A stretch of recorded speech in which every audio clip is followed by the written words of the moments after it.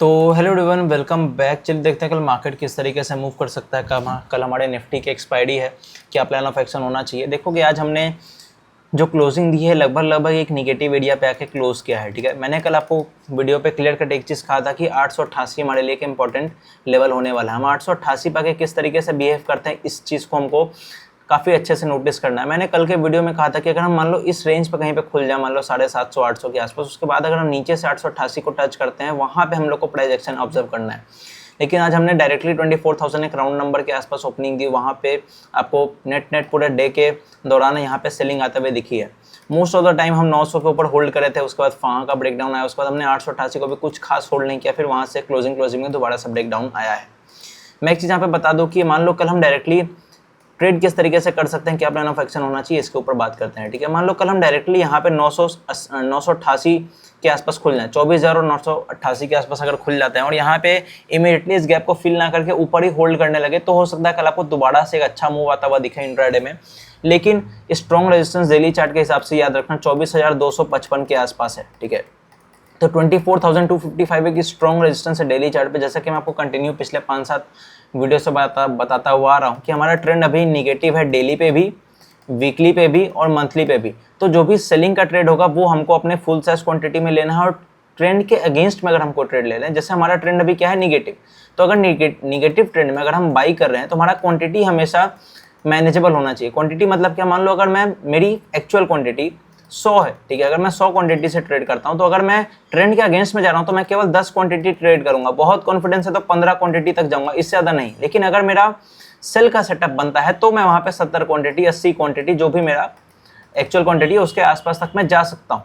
ठीक है, ये चीज़ थोड़ा सा ध्यान रखें। चलिए देखते हैं 15 मिनट पे कल एग्जैक्टली किस तरीके से हमारा प्लान ऑफ एक्शन होना चाहिए। देखोगे मैंने पिछले एनालिसिस वीडियो में एक चीज़ क्लियर कर कहा था कि हम जिधर भी पहले खुलेंगे उसके ओपोजिट में पहले एक मूव आएगा। जैसे मैंने कहा था कि मान लो अगर हम गैप अप खुल जाए, तो गैप अप खुलने के बाद हम पहले नीचे आने लगे तो हमको कुछ नहीं करना है, क्योंकि एक आपको अपसाइड देखने को मिल सकता है। लेकिन अगर हम गैप अप खुलने के बाद डायरेक्टली ऊपर चले जाए तो वहां से आपको एक अच्छा सेल देखने को मिलेगा। मैंने अपने टेलीग्राम चैनल पे साफ साफ एक चीज कहा था कि कोई भी अगर हमको सेल का सेटअप बनाना है, सेल का ट्रेड लेना है, तो उसके लिए इंट्राडे में एक अपसाइड जरूरी है।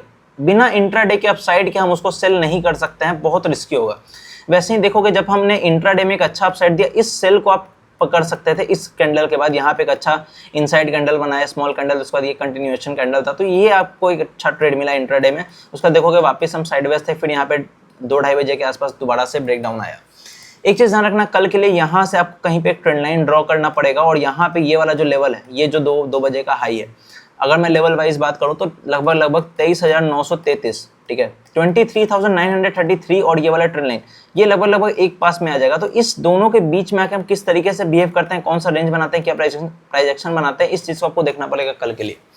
कल के लिए जो बेस्ट सेटअप हो यही होगा कि हम इसी रेंज में कहीं पे खुल जाएं। ठीक है, अगर हम 20-30 पॉइंट अगर ऊपर नीचे कहीं पे खुल जाए और लोअर एरिया पे सस्टेन करने लगे, शुरुआती 4-5 मिनट के अंदर भी अगर हम यहाँ पे कल के लो को ब्रेक करते हैं, तो मैं यहाँ पे अच्छा एक सेटअप मानूंगा ये हो सकता है सेल के लिए। और ये पूरा जो ब्रेकआउट आपको दिख रहा है, ये पूरा ब्रेकआउट कल के दिन फेल हो सकता है। नीचे की तरफ जैसा मैंने आपको कंटिन्यू बताया था कि 23,555 ये हमारा एक अच्छा ब्रेकआउट लेवल था। तो कल के दिन अगर ये फेलियर करता है, जिस ट्रेड की मैं बात कर रहा हूँ, जिस सेटअप की, अगर इसने ब्रेकडाउन किया तो ये आपको आराम से ये वाला लेवल दोबारा से हिट करते हुए दिख सकता है। ओके, तो एक ये ट्रेड, मान लो कल हम गैप अप खुल जाए समवेयर इस राउंड में, इस लेवल के आसपास, तो यहाँ पे फिर आपको कोई ट्रेड नहीं बनेगा, क्योंकि फिर यहाँ पे ये मार्केट को आप टाइम बिताने दीजिए। फिर 1:30-2 बजे के आसपास अगर आपको कोई ट्रेड मिलता है इंट्राडे में छोटा मोटा, तो आप वो ट्रेड पकड़ सकते हो। लेकिन यहाँ खुलने के बाद आपको कोई भी इंट्राडे में डायरेक्शनल मूव पकड़ने के लिए नहीं जाना है, क्योंकि ये फिर आपको ट्रैप करने की कोशिश करेगा। लेट से अगर हम इस हाई के आसपास अगर मान लो गैप अप खोलते हैं, तो फिर यहाँ पे आपको एक डिसेंट मूव मिल सकता है टुवर्ड्स 222-225, राइट, सॉरी 255। अगर हम सपोज करो कि गैप डाउन खुल जाए समवेयर इस लेवल पे कहीं पे भी, तो गैप डाउन के बाद आपको कोई ट्रेड नहीं मिलेगा कल के लिए फिर नो ट्रेड होगा। ठीक है, मान लो गैप डाउन खुलने के बाद हम इमीडिएटली कल के पूरे जो भी गैप बनेगा यहाँ पे, उस गैप को फिल करते हैं। कल के क्लोजिंग के आसपास अगर टाइम बिताने के बाद जिधर का भी ब्रेकआउट करेगा, उधर का आपको 30 से 50 पॉइंट का एक छोटा मोटा मूव मिल सकता है। इस पॉइंट के लिए आप यहाँ पे केवल जा सकते हो यहाँ पे। लेकिन गैप डाउन और गैप अप इस लेवल पे खुलने के बाद कोई भी क्लियर बड़ा ट्रेंड नहीं देखने को मिलने वाला है। तो अगर एक ही केस में आपको बड़ा ट्रेंड मिलेगा, ऑप्शन बाइंग में आपको अच्छा पैसा बन सकता है। अगर हम इस रेंज पे कहीं पे खुल जाएं यहाँ पे टाइम बिताने के बाद अगर हमने इसको ब्रेक किया तो आपको क्लियर कट एक नीचे की तरफ ब्रेकडाउन देखने को मिल सकता है। और नीचे की तरफ जैसा मैंने आपको कंटिन्यू बताया कि जो ब्रेकआउट हमारा लेवल था 555 का 23,555 से लेकर 23,444, इस रेंज को हम आके कल के दिन हिट कर सकते हैं। तो कल का बेस्ट ट्रेड यही होगा। आई होप कि आपको ये एनालिसिस वीडियो अच्छा लगा होगा। फेस कैम मेरा बंद था, मैं ट्राई करूंगा अगले वीडियो से इसको ऑन रखने का। अभी मैं थोड़ा सा बाहर निकला हुआ था। सो मिलते हैं कल। आई होप कि आपको अच्छा लगा होगा।